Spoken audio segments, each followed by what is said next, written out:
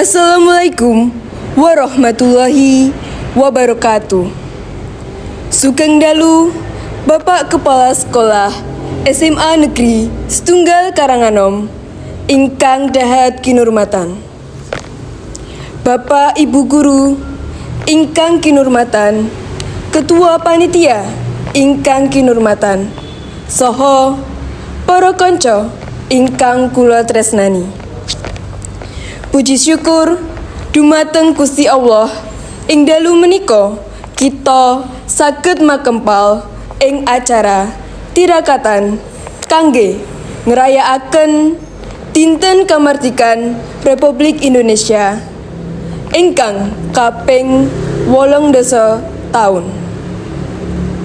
Kula Alaida minangka pranata adicara ngaturaken panuwun dumateng panjenengan sedaya ingkang sampun kersa rawuh.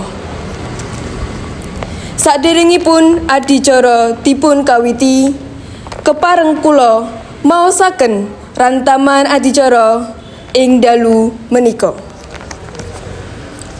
Adicara ingkang sepisan inggih menika pambuka ingkang sampun kita lampahi.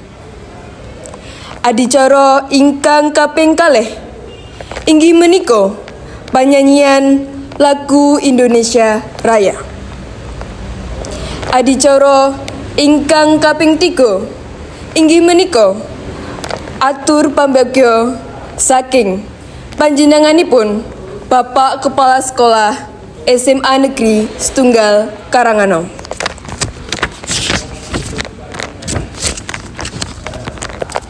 Adicara ingkang kaping sekawan inggih menika atur pambagya saking Ketua Panitia.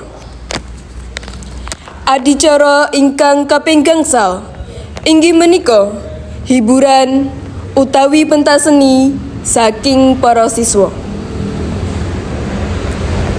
Adicara ingkang kaping 6 inggih menika panyuwun donga.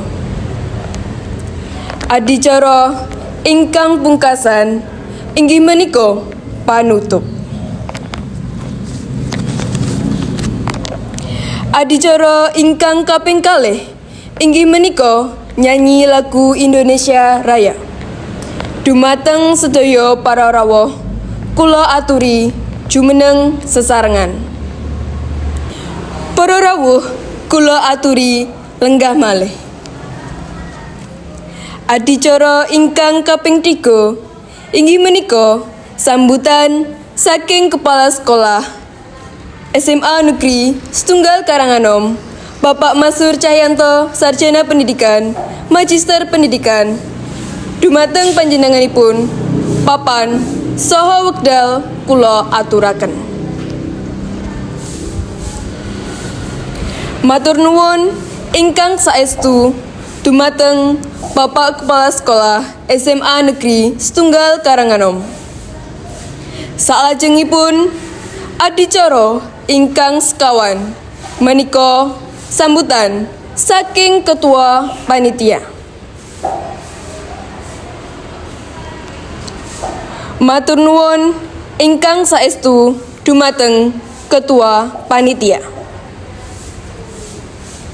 Wanci menika sampun tumekaning wekdalipun adicara inti.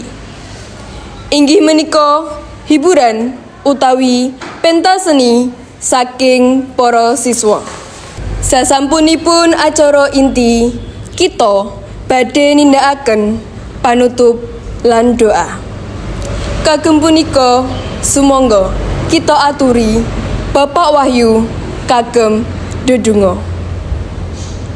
Matur nuwun sanget dumateng Bapak Wahyu ingkang sampun kersa ndedonga. Mugi donga lan pangestu wau dipun paringi kabulan dening Gusti Allah. Amin. Mekaten runtutan adicara ing dalu menika kula minangka pranata adicara nyuwun agunging pangapunten menawi wonten kathah kalepatan. Matur nuwun sanget dumateng sedaya warga SMA Negeri Setunggal Taranganom. Wassalamualaikum warahmatullahi wabarakatuh.